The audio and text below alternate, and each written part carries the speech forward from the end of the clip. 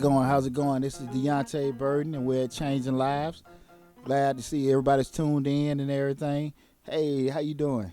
Um, this show, this week we'll be talking about relationships and finance. So we have a great show ahead for you guys. I hope everybody had a safe and great New Year's and everything. I just had my 42nd birthday this past Tuesday. Happy Hey, birthday! I appreciate it. I appreciate it.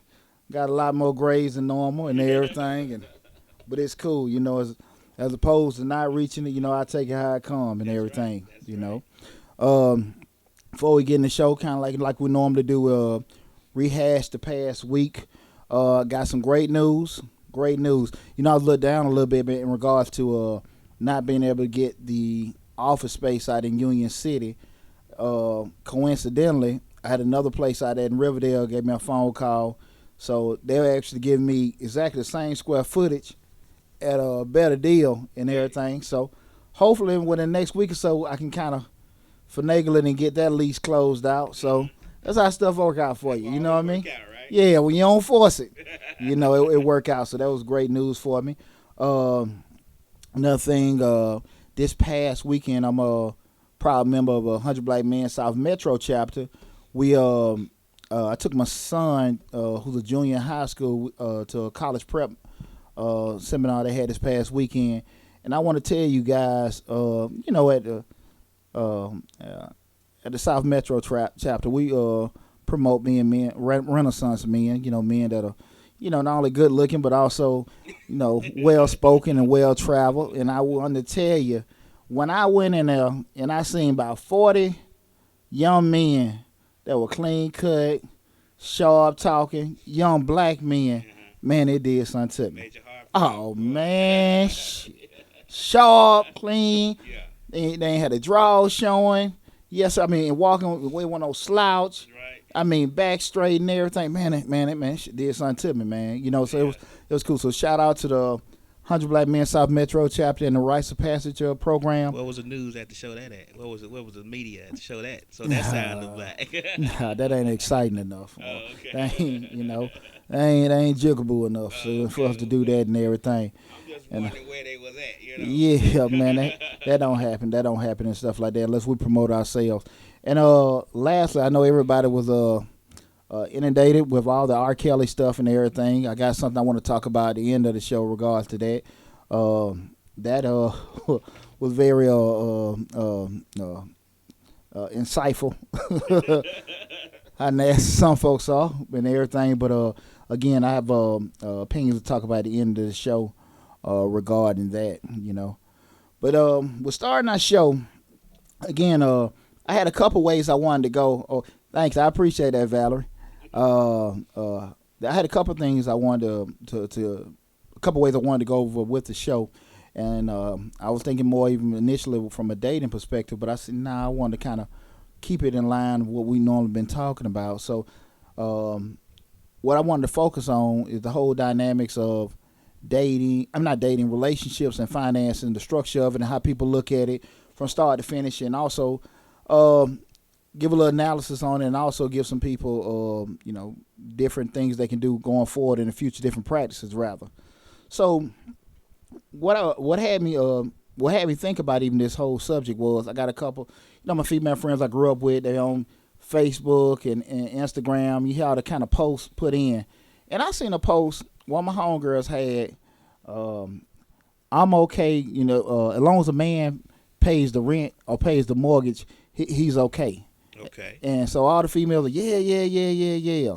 So one guy was like, well, what if we split the bills? And one girl like, you ain't a damn man if you do that. So in my mind, I'm just wondering, like, it just blew my mind how everybody got these different views or the different dynamics on how people are supposed to, couples and stuff, are supposed to, operate or function in regards to financing. Right. And it is very unique when you start talking there, because if you go down the street or go through your neighborhood and ask people what you're supposed to do, you probably going to, out of 10 houses, you might get 10 different responses. Yeah. And nothing right, nothing wrong, just really how you operate. And unfortunately, a lot of people don't have an open mind when looking at this kind of stuff.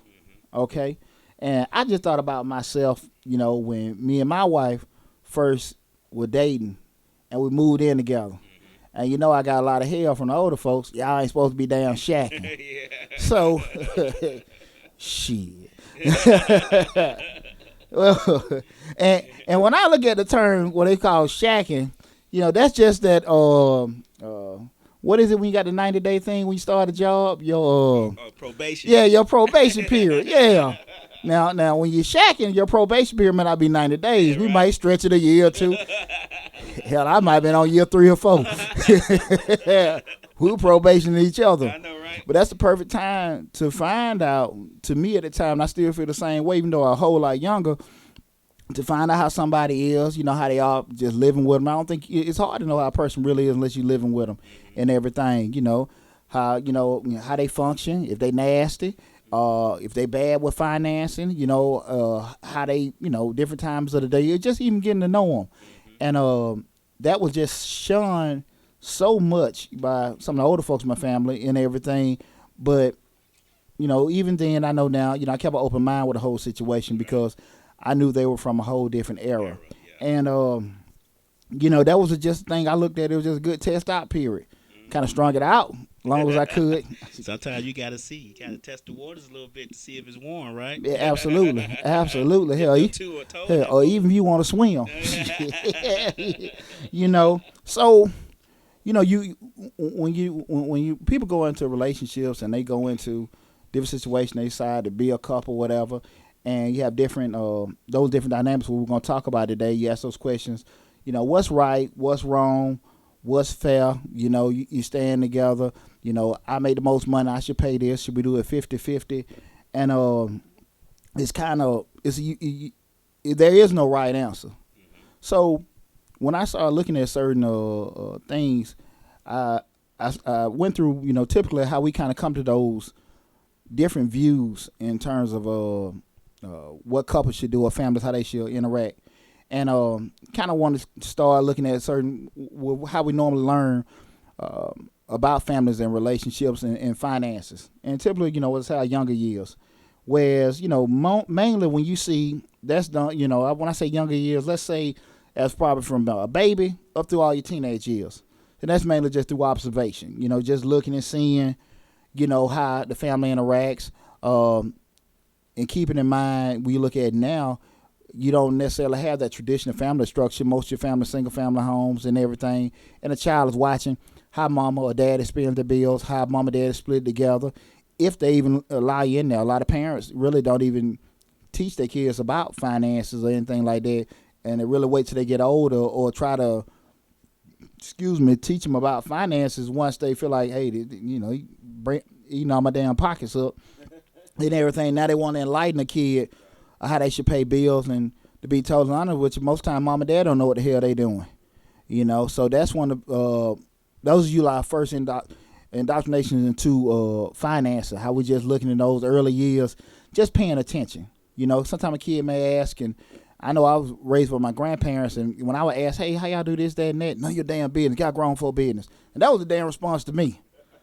And see, I turned out to be an accountant, but it was it's very unique in terms of you finding out how people explain finances to their kid and stuff like that. And then when usually you get older, say those times in your 20s, you take some of the information that you got in childhood and you start experimenting. You got that information, then you may have met some of your buddies in college, some people you grew up with. Y'all going back and forth for, hey man, you need to do this. A lot of time in those younger years, what do? We got credit cards. We got credit cards. We got a bum deal on a car, something like that, and we usually time just destroyed our damn credit. Right. Made very, very stupid money deals. Even if you had a good financial foundation, because when you're young, you do a lot of testing. You just hope you don't, make a mistake so bad, that you just can't recover from. But usually, typically, from financial perspective, younger people, that's when they're doing a lot of those experiments and everything. That's true. Even though my grandmother taught me about finances when I was younger and showed me how to write a check and sat me down and showed me how she did the bills. Mm-hmm. Um, when I got older, younger, older, whatever, and I had kids and we going to college. My ex-wife was going to college. I was going to college. We were trying to make ends meet. I got caught up in that, you know, that whole structure of getting cars and all that stuff, trying to get from point A to point B to school to work and all that, uh, that daycare. And I did mess up my credit because I was young. I was just trying to figure out how to get it, how mm-hmm. to get where I need to be and how to, and how to get to school, get the kids to daycare and school and me to work and her to school. So you can't get caught up, especially when you have bills and responsibilities. You can get caught up real quickly because you're trying to figure out how to make those ends meet, and Yeah. they just don't want to meet.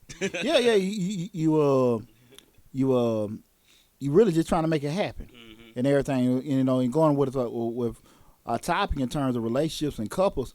You got one young person on that know what they're really doing. You got another one. You got two people just really just making all kind of damn chaos Building it unintentionally. out. Yeah, exactly. So that's those 20s as a couple when you start dealing in finances. It's a lot of and then we're talking about even both ends of the spectrum in terms of just say some high school sweethearts that just came out of high school starting working, or a couple just came out of college and they both educated making decent incomes. They both making bad mistakes because they just don't know. And that's usually how your 20s go, doing that.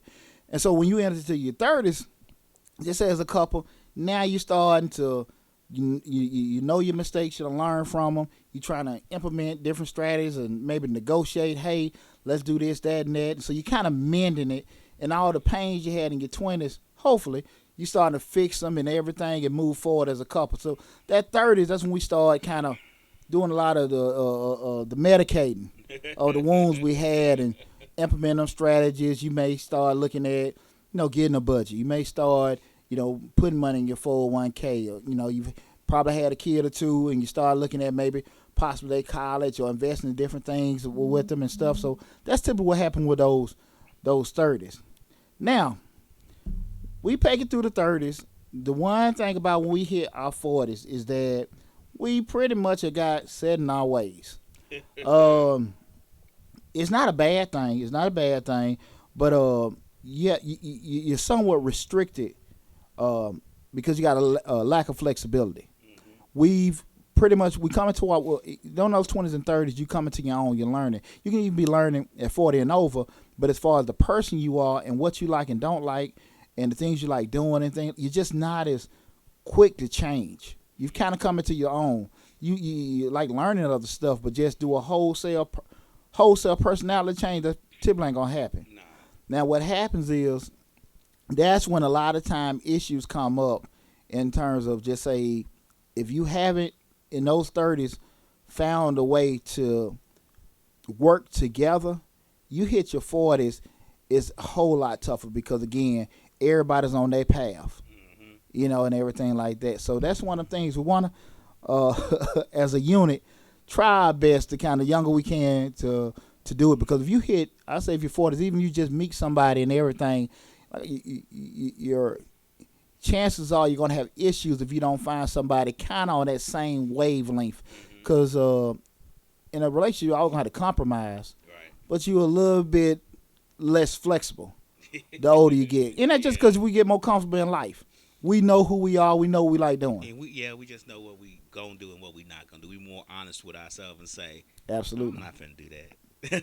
Yeah. I don't want to do that, because we older now. It's like, why do I have to do it? So Absolutely. yeah, I think if you grow through those 20s and 30s and then end up together in your 40s, you Hmm. tend to be more, set in your ways, and you should be more comfortable with each other. Hmm. Like, I know that I don't like paying bills. So, and if she likes paying bills, then I'm gonna let her pay the bills.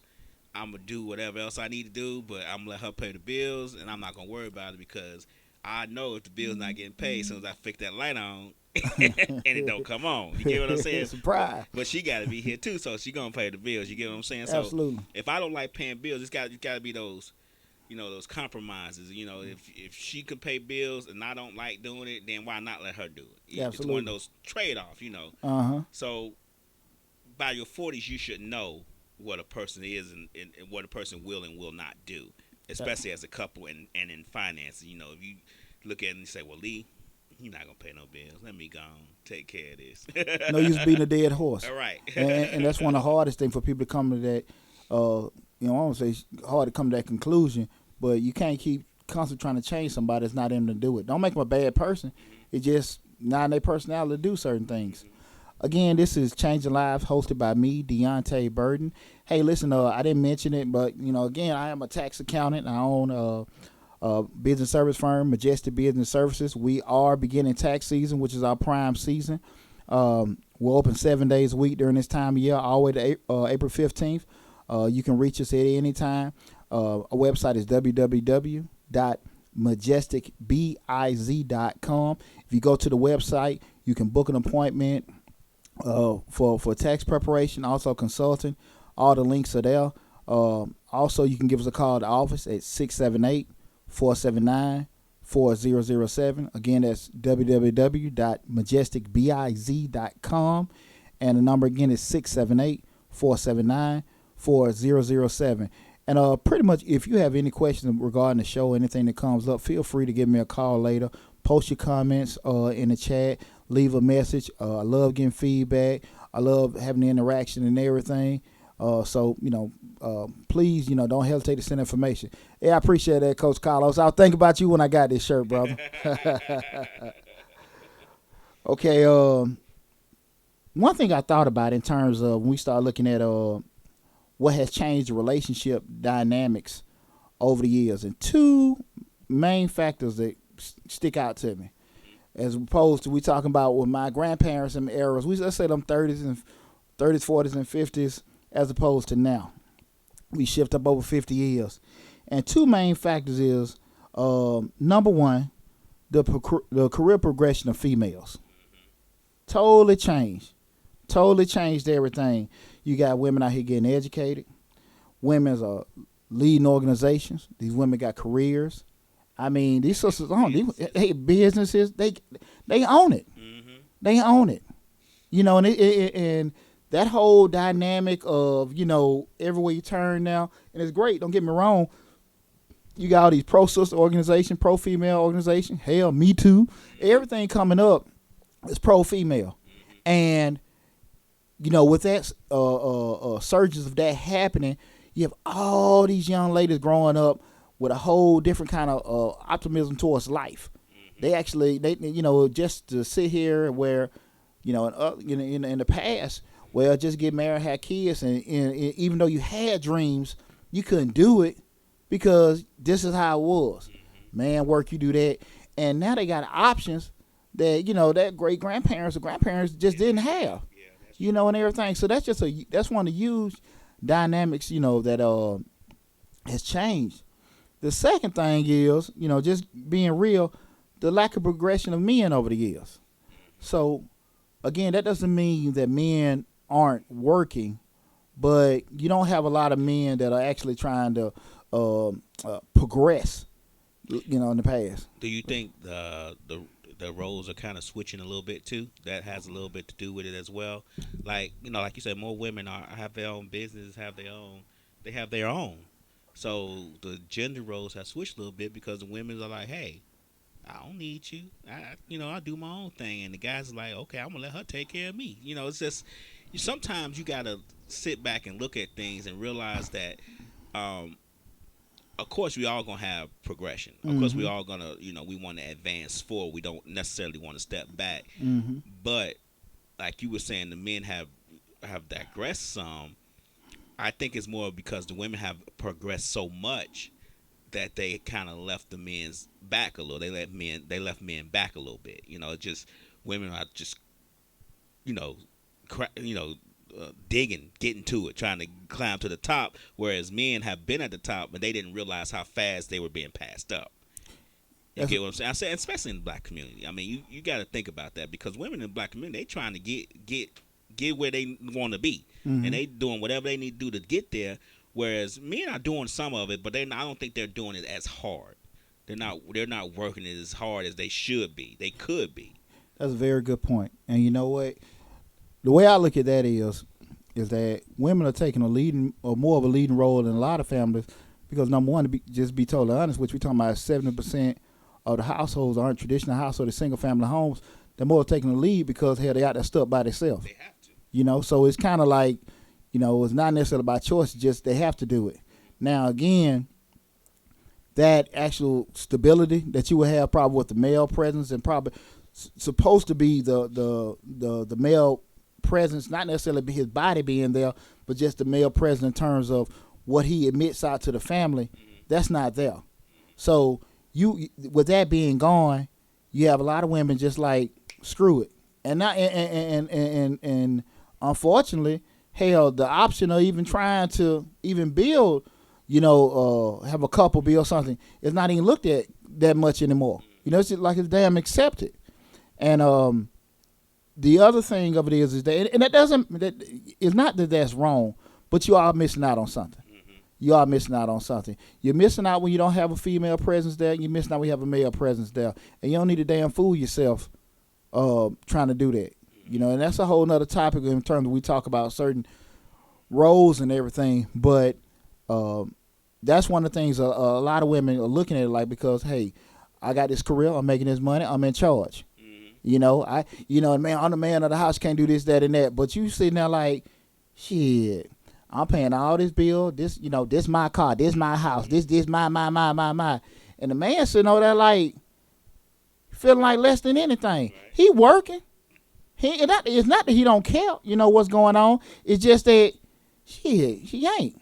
And I'm going to tell you something. One thing that I got 4 sons. One thing I always preach to my kids, totally honest, there's nothing wrong with your significant other making more money than you.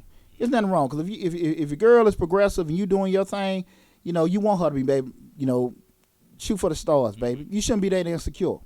But like I tell all my sons, at the end of the day, and it's the key for I think what all men need to understand. If your woman knows that if y'all break up today, that your ass ain't got to go back home to your mama, you can go on and start back over. If she knows that, she'll give you a lot of respect, and y'all work shit out. But if she know you got to move back in with your mama, or your ass, hell, you can't, not even necessarily go back to your mama, you got to Uber back to your mama. Shit, she going to treat you accordingly. That's the thing about it. She gonna chump you off. Exactly. So it's very important that, from a male perspective, you always be able to take care of yourself. Be able to take care of your family, but always be take care of yourself. But you don't need to be so insecure to worry about if, she makes more money than me or anything like that. Because, that's, like I said, again, you're talking about less men are going to school. Less men are trying to, when I talk about school, we're talking about, I'm even talking about just trade school getting skill sets. Right. You can look at it in terms of a lot of resurgence of jobs in the economy aren't necessarily technical professional jobs. They're more your manual, the warehouses, the transportation, shipping. Those kind of jobs resurge, and some of them production jobs. And you got a lot of males doing that, just, and it's nothing wrong with different career paths, but you got to be realistic about what you're going to be able to do with without a skill set.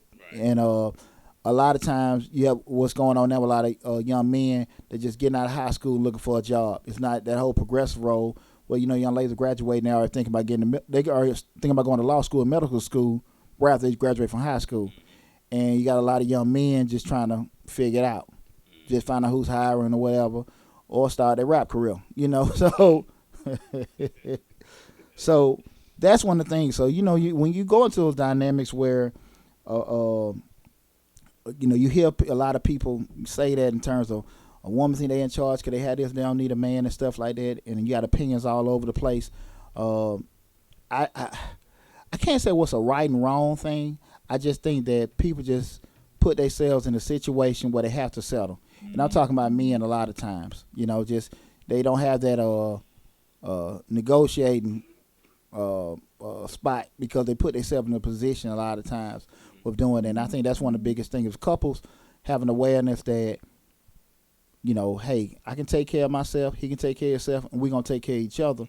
They'll be fine. And you're going to have the moments, okay, your girl lose her job, you got her back. You lose your job, she got your back. Right. Now, during that time, you're not abusing it and anything like that because it's going to cause stress. That's what finances do. But if you're a unit, everything should work out. And just too often, we don't have those units in place And and as long as you're gonna stay two singles, you're gonna have issues. Cause you hear the whole adage, I'm the man of the house, but hey, you can't be man of the house if you ain't man of your damn checkbook.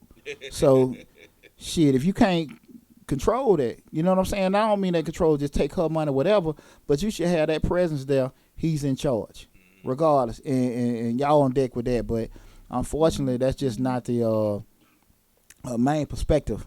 What goes on now? Yeah, women don't want you to be like I'm in charge. I'm sorry. Nowadays, these newfangled women, they ain't hearing that I'm in charge. Uh-uh. Sorry. It just don't work that way anymore.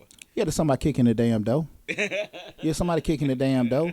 Or then when stuff goes bad and everything like that, and then emotions. I mean, at the end of the day, and that's not talk bad about women, but you want a man to act like a man. You want a man to carry a man. You want a man to be able to lead your family.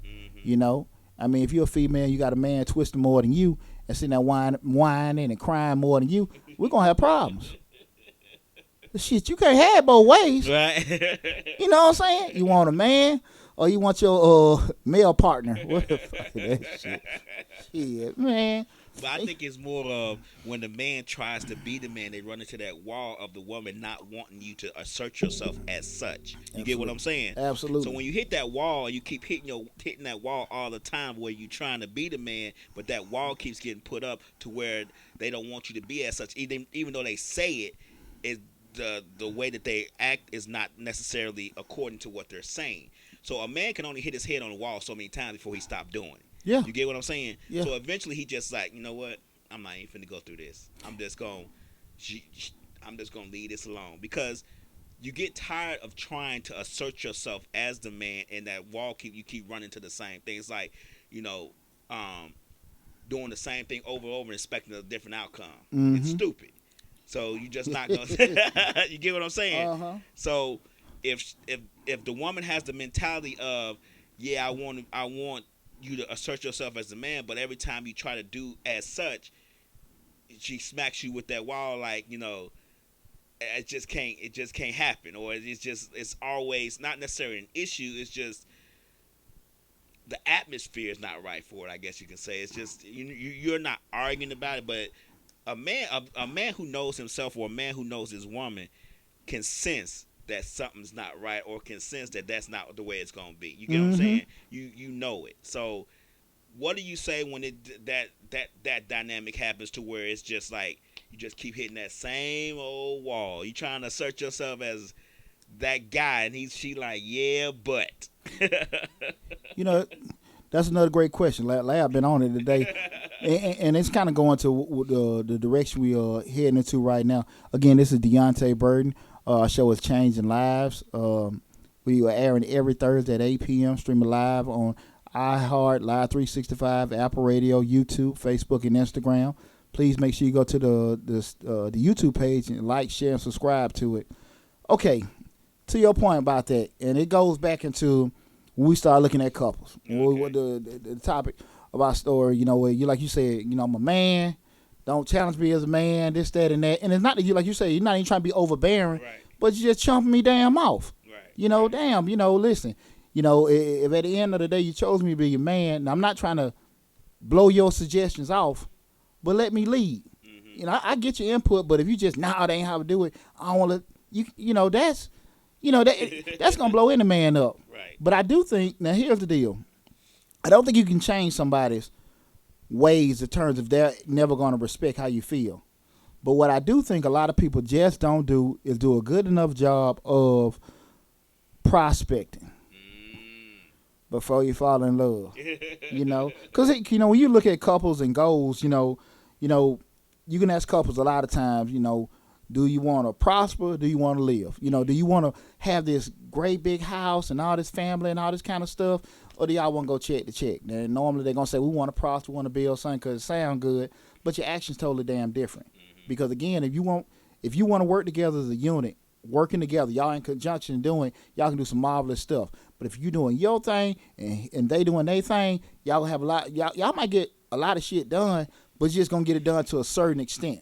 Okay, so these are one of the things you got to ask yourself as a couple, both parties, all right? And then you go into, what are we trying to build? You got to ask yourself that as a couple, what are we trying to do? We just trying to get, just get this house, get these kids out of the damn school, or we trying to sit here and look. We want to make sure we got all kind of stuff set up. Excuse me, what future generations are said. We got vacation homes and stuff like that. You got to ask yourself as a couple, what are we trying to do? Right. A lot of folks don't do. They say that. They say it, but just honestly ask themselves that kind of stuff. And then you go into, do we have a shared vision on where we're trying to be at? These are the kind of questions that I think if people ask that, you'll have a whole lot more continuity in the marriage. Because again, if you constantly getting challenged or not even respected on a view, you're only gonna go so far. Right. Because you can't really negotiate with somebody that's not even willing to compromise or even have an open mind enough just to even listen to you. So that's always gonna cause an issue with everything. It brought in the chat room that some people aren't honest. At the end of the day, you really can't. There's no way you can move around somebody lying to you. You just can't. All your plans, when you make plans, you're making plans in terms of everybody doing, both parties doing what they supposed to do, and you holding your share up. Now, if that person lying, you really can't do anything about it. Now, this is how I look at it in terms of that, and I say this all the times, is that person, when we start talking about honesty, did that person lie, or is that person a liar? Right. Now, so sometimes we got to kind of finagle it, because sometimes I done came short with my wife because something didn't happen in terms of what I was trying to build, and it's more embarrassment. Like, dang, I meant to make sure this done. I know I promised that didn't get done. And she might do the same thing, like, dang, I didn't get this stuff accomplished. I know I should have. I forgot to pay this bill or this, that, and that. And you lie, but it's nothing that you trying to keep them in the dark, but it's more just to kind of, you embarrassed, trying to just cover. You don't want a fire to start behind it. So that's why I say you have to sometimes look at, did they lie or they a liar? Now, if it's, just all the time, something like that, you know what you got. But if, just kind of stop sometimes, look at the root of it. Because like I said, a lot of times when lies come up, people ain't being honest. It's a reason behind it that's probably, innocent. Innocent and lying, those an oxymoron. But it may not be nothing intentional, when they do that. Exactly. There you go. So that happens a lot, and everything in terms of you shaking your head. But with that, so when people do that, I think sometimes there's a lot to be that they don't want necessarily things to go sour. Again, this is Deonte Burton. Our show is Changing Lives. Make sure you tune in. Go to the YouTube channel, like, share, and subscribe to it. But with that said, I got a list of suggestions. I think people, if they listen to my strategies and take heed to it as a couple, it gets you in a very, very, very good place. Okay? Now, in regards to a lot of stuff that me and Lab have discussed so far, we've talked about the different scenarios the couple have in regards to their finances, and a lot of some of the negative stuff that came up from that. But the strategies I'm about to give everybody, I think if you do this early on, and even, when stuff is bad, you just got to, number one, try to get afloat to it. But I think these strategies, especially when you're dating or getting to know that person, will help you out a whole lot. And the first thing is, when you meet somebody, you should always just start discussing some of your views financially. Just like when you meet somebody, sideways, ask them, hey, do you believe, do you go to church? Or do you believe in whooping kids and stuff like that?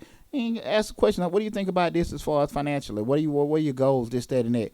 Just getting a basic feel for that person to see, okay, what am I dealing with? You know what I'm saying? You don't wait till they're your damn boyfriend to find out how many bankruptcies or half the check going to child support or all that kind of stuff, all the damn repos they had. You don't wait till they're your man or your woman to find out all this damn sad-ass news.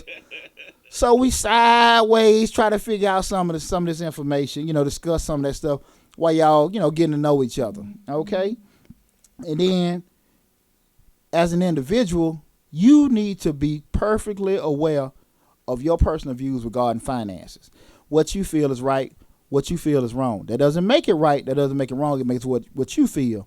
But you need to be very honest with yourself in regards to how you feel and your views about finances. the male role, the female role, the couple role. As far as like if you want to leave a legacy. If you can care less about it, you just want to damn work, come work, have your bill and your plate ready. You don't want to do that. If you only want your woman to work, be honest with yourself about that. Okay, don't fake it or nothing. Now I'm gonna interject something on that part about the goals and being honest about it. When I was married, I had tremendous goals. I'm starting businesses. I'm doing everything I can because I'm thinking about the future and where we want to be when we're 50. Gotcha. I mean, Harrison.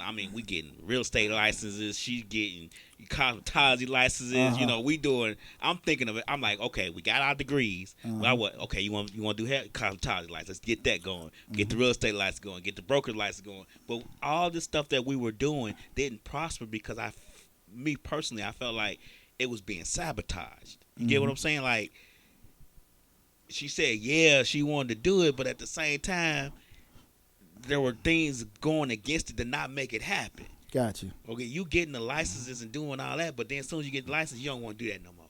Gotcha. You get what I'm saying? Like, I'm tired of doing that. I don't want to do that no more. It's like, I mean, really? Gotcha. Really? So you gotta the honesty part. You don't want to do that. Just be honest with them, with whoever it is that's trying to do it. Say, and it gets to a point to where you just get tired of trying to start things and start businesses and move forward and trying to prosper in your life. Because I did so many of them. I mean, I had so many that I was doing and trying to create, and they just kept getting sabotaged. So now with this whole little business I'm doing now, it's fine. But at a point, I was like, I ain't finna start no business. I'm tired of trying to, get this done and do this and do all it takes to get it, because the person's not being honest in what they want to do. If they don't want a headache of a business, just say, I don't want a headache of a business. I'd rather just go to work and work for somebody else and come home. Yeah. And that take a lot out of you. Yeah. Man, Lab, you own it, man. You hopping over stuff before I even get to it. And that goes to the next thing. To your point of that person being honest, you need to know how they are. Because again, like you just said, look, we agreed to this, and I'm on deck, and you say you on deck, but there are certain signals. You be like, yeah, she said she gonna help me with that, but I know she ain't got no damn hustle and bustle in her. And she says she gonna help me out with this, but I know she really ain't interested in that. Or he can tell you this, and ladies, you like, man, I know that damn dude really. But the trick comes in that the hustle and bustle is being done in the beginning. It's towards the middle when other stuff starts having to happen, where you meeting with folks, you doing this, you doing that it becomes I don't want to do this no more. Yeah. So you don't see it in the beginning. You don't see it until the maybe the third quarter. Yeah. The first and second quarter were good. Y'all in it, doing everything necessary. Then the third quarter's like, I'm tired of this. Great point. And you know what? That's just like with dating. Everybody put their best face up first. Right. So that is very challenging to know that because a person can talk a good game, and you really wouldn't know, if they're going to be able to do it. But there's certain tests. You probably had to sit out there and just do that and everything. Yeah, just certain I didn't things. test. Yeah, hey, we're going to try to do this for a while and just kind of maybe test this for a while in terms of, hey, we might go on, let's go on this little couple challenge and see how this goes. Or do work on this little project and everything. See, okay, how they are when fire get on them. Now, again, even with ourselves, we never know, because as we go through life and evolve, we have certain challenges that can make or break us. You can get to a certain challenge and be like, screw it, I don't want to deal with it. Get to a certain and be like, shit, you shock yourself. So sometimes you really don't know. But in those instances where that comes up, you can't really do nothing about it, but probably just go through it. But there's a lot of initial screening we can do that we won't even try to do. We might can see that and everything. And that goes to the next point, whereas once you see, you aware of your shortfalls. I'm like this, I don't want to deal with this, that, and that. And you become your significant other's shortfalls and everything. The question you got to ask yourself, can I compromise? Can I put the shit I believe in and the stuff she believe in, and we try to work something else? And you got to be very, very, very honest with yourself about that. You so driven, you want to do this, that, and that, and they can care damn less. They want to sit here and sell the 7 C's, and you're like, shit, man, I want to stay home. And Can you honestly find a happy median with that? And that's one thing about a lot of folks can't be honest, with that. That causes a lot of problems. You gotta be honest with yourself about that. Now, if you decide, because if you can't do it, hey, it might hurt, but hey, look, happy trails. I love you. We just stay Facebook friends and everything. Text on birthdays and shit. But hey, keep it moving. But if you do decide, hey, look, let's try to make this work, you got to make sure you give it a great effort. You cannot, that you already embarked on a challenging situation, that this person has issues, like they can care for their finances, and you're trying to build, and y'all got two different perspectives, in terms of you're trying to do this financially, and they're trying to do that financially. Some of their stuff might come from ignorance. Some of your stuff may come from just effort and just whatever. But you have to give a great effort in terms of how y'all going to try to work on that, being aware of your shortcomings, keeping each other aware of theirs and your shortcomings, and just communicating. And the next thing, make sure you continue to learn. Make sure you continue to find out as much as you can as far as what you can do as a couple and as a unit, and how y'all can kind of get over some of the issues you have. That may be counseling. That may be books. That may be movies. That may be podcasts. That may be videos or disc and everything like that. But you got to continue to learn, because if you with that person, we're talking about financially, that's one of the main, deal breakers in relationships. And you don't want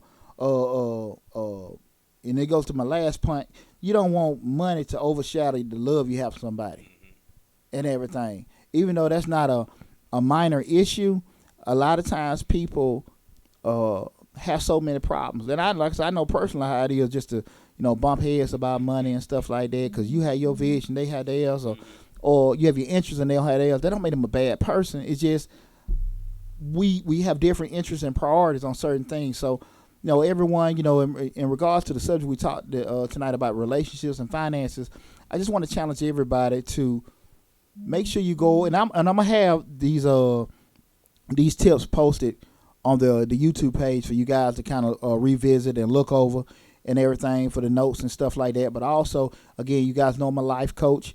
Go to the website, book an appointment. Feel free to reach out to me to discuss everything and stuff. And I'll gladly be able to do it. Again, that's what I'm here for. Like I say, God's blessed me to have all this knowledge and stuff like that, and I always want to share with everybody. So if there is any information that we went over, you have any questions about, you need an ear or something like that, hey, go to the website, majesticbiz.com. We got all the scheduling calendars there. Book you an appointment. I can talk to you. I can talk to you and your spouse. I'm not a PhD, but I know a whole lot of stuff, okay? So, again, I really want to challenge everybody to follow those steps, and they'll be posted up, okay? Now, I got a quick financial tip that I want to have, I want to give everybody, okay? The financial tip we're talking about is something called gap insurance, okay? And I want to talk about when and how to purchase gap insurance. And in essence, we know gap insurance, the product of gap insurance, excuse me, is to cover the difference that you may have on a loan purchase and the actual value of a vehicle. So in essence, just say if you bought a car for $10,000 and it has a value of $10,000, you drove it for a year or two, you wreck it, your car now has a value of $5,000, but you have a loan balance of $8,000. So you're still on the hook for $3,000.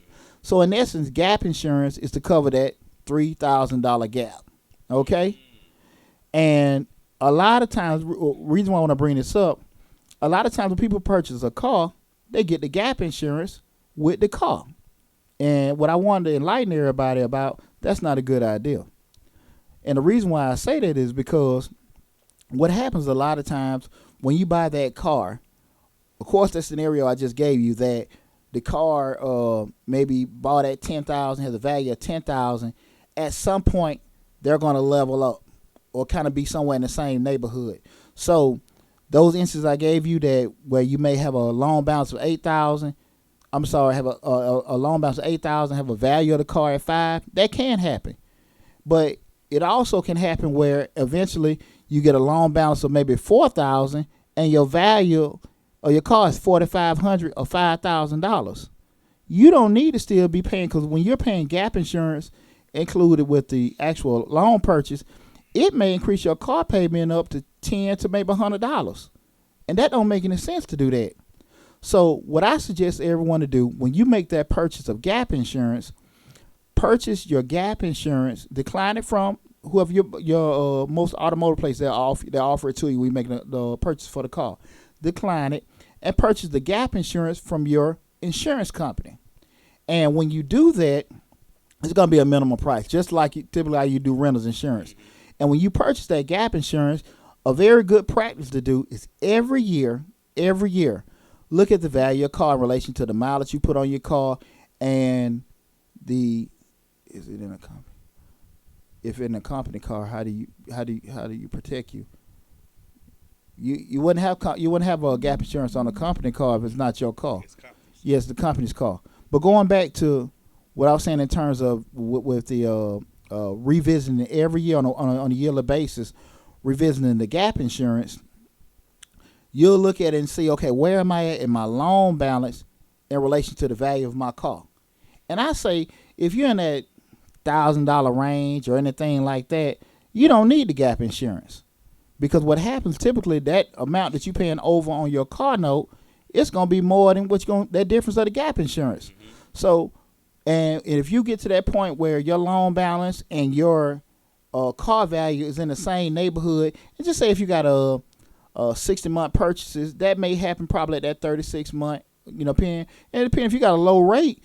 Hell, you may just go a year where you got that, because again, if it's a low rate and we're talking about anything 5% or lower, the value of the vehicle is going to go down pretty much in relation to the loan balance, because you don't have this high interest. But if you're revisiting that every year and kind of have it in that neighborhood, I say $1,000, you just go to your insurance company and say, hey, look, I don't need the gap insurance no more. I'll take that happens. I can afford to pay this $500,000 extra instead of probably paying for the next year or two almost $1,000, the same amount, or probably more than that, over in gap insurance, because you can do something with that money instead of giving it to them. So that's a good practice, I would say. So when you purchase gap insurance, again, don't purchase it with your car. Get it with your outside insurance company. Each year, revisit it, look at the value of your car in relation to your loan balance, and then from that point, you can go back and look at, make the analysis, and then make the decision later if it's needed, if the gap insurance is needed. So I just think that's a good common practice for people to do. Do you is the gap insurance technically, when you purchase a car, is it technically more expensive than if you get it from your insurance company? No, it's cheaper. It's typically cheaper when you get it from your insurance company. Yeah, that's what I mean. Like, is it cheaper from your insurance company than it is when you purchase it from, like, if you get the gap insurance from the place you purchased the car from? Yeah, it's typically cheaper from the buying from your outside insurance company, okay. And also is that higher amount that you're getting it for, it's not locked into your car payment. Right. So those are two things. Pros you got. You're getting a cheaper product, and also you're getting a product that you're not locked into. That's the thing about it, because it can increase your car payment. I've heard $100, but I'm thinking about that 50, that $20 to $50 range. Mm-hmm. That'll increase your car note up, and everything like that and stuff. So that's just a good practice, for I think people to kind of be aware of in terms of gap insurance. Okay, now we're heading to the conclusion and the end of our show, and I kind of wanted to talk about, the whole R. Kelly situation, and I have no interest of, defending any actions or anything he did, but what really caught me off guard was the widespread reaction to the R. Kelly situation. And what bothered me the most is, again, I ain't finna get into no kind of conversation to, or no conspiracy theory, he did this or did that. I can give a damn less, But the shit that's probably bothering me the most is what we practice too much, especially in the black community, that's situational morality. And what I mean by situational morality is that we look at, he nasty, he did this, he did that. And I'm not talking about in terms of he did it or he didn't do it. It's the shit that we have problems with. And again, the stuff that he's accused of doing it, did or didn't do it, is heinous, is nasty, is sick. But the issue comes up with we have so much shit that we comfortable with. That's the problem. We we see we got so much stuff where people promote drug use. You got stuff out here where the women are encouraged to take Molly's and Percocets, have sex, whoring. We killing each other, we beating each other and everything. Forget school, don't get education, all kind of ignorant stuff that have a major influence on us that we cool with. And I'm gonna be honest with you, everyday life, and that shit has a much bigger impact on us than R. Kelly. The stuff we're dealing with R. Kelly is sad, is sick, but it affects the people that he deals with. This other shit in terms of what goes on that we see on a daily life in terms of behavior, music, customs, how we interact with each other, that we act the shit is normal, that we don't say nothing about, that affects us all a whole lot more in terms of opportunities that we get, perception that we get, some of the, even when we have certain things that happen to us, when we try to defend it, that stuff affects us a whole lot more than this shit about R. Kelly. So I feel like if people want to get pissed off about how nasty that is, and you had the right to do it, and I'm not saying it's wrong, but the shit that we act like is normal, that I think we should be up in arms about, as far as like with the culture, and again, we talking about rape, murder, the dope selling, all the stuff we glorified that's so damn ignorant as hell. And I mean, man, you look at some of these graduation rates, and you look at the plight of black men and stuff like that, and perception. You got a lot of brothers out here doing good, man. A lot of brothers out here doing good, but it's just that the thugging, the ignorant, the dope dealing, dope selling, dope using image is promoted and accepted a whole lot more than the black man that's trying to do stuff and build. We rather see the dope kingpin carry himself like he's a CEO, as opposed to seeing the young man that done went through the rigors of school, college, and everything, build himself up, see that image. That's the shit we want to see. You know what I'm saying? You rather see those kind of images, and everything. So that's when we start talking about the stuff with our I just want people to kind of think about the shit that we do accept. Like it's fine, and we got to get out of that, because what happens is when you have a issue with this and not the issue that affects you more, that's what kind of hurts us in terms of being taken seriously with a lot of our arguments and everything.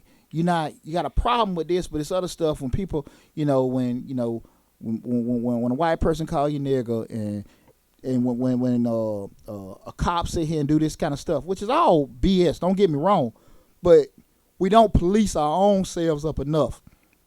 You don't want the cop to arrest the boy that's selling dope, but you ain't got a problem him selling dope on the corner. You ain't gonna say shit to him, but you're gonna tell him to run when the police come. You can't have both ways. You can't have both ways and get taken seriously. So again, I just want people to kind of think about that, because the uproar is justified. It is warranted. Don't get me wrong, but there's a whole lot of shit we settling for that we deal with on a daily basis that affect us a whole lot more than damn R. Kelly, doing all that shit that they're bringing up with him. So people, please kind of think about that in terms of that. So, and I'm just saying this because you got all this streaming, all this broadcasting about this man. And again, what that man does and has done is just affecting the people he's done that to. Now, it affects you if you're a fan, you're disappointed. I get that. But we talking about the broad spectrum, especially of black people. That shit ain't affecting you. Not at all. And this energy you spending about posting how nasty R. Kelly is and shit like that, but you ain't got no opinion on about these folks selling dope, these folks talking about sticking a damn pill, doing this, getting high, F school and all this. If you ain't got a problem with that, shit, you're a big ass hypocrite. You ain't got a problem with your friend over on the next post twerking her booty. I mean, you just gotta. Sometimes we gotta respect ourselves in order to be respected. Absolutely. and that's one of the things about it. Again, like I say, you can't have both ways. So, people, I really want everybody to think about it. I hope you enjoyed the topic. Again, this is Deonte Burden, a show of changing lives. Again, we're in the beginning of tax season. I'm the owner of Majestic Business Services.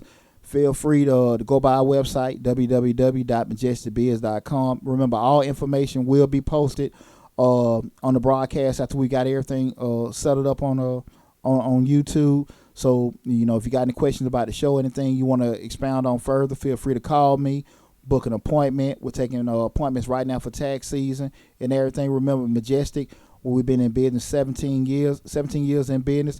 We made the entrepreneur.com top 360, which was top 360 companies in the United States of America, privately owned. I stand by everything I've done. We have a good brand, and again, with this show, I love helping people. I hope this information been beneficial to you and everything. So again, like, share, and subscribe to the show. We'll see you next week. Hopefully have some good information again. But take care and love you guys.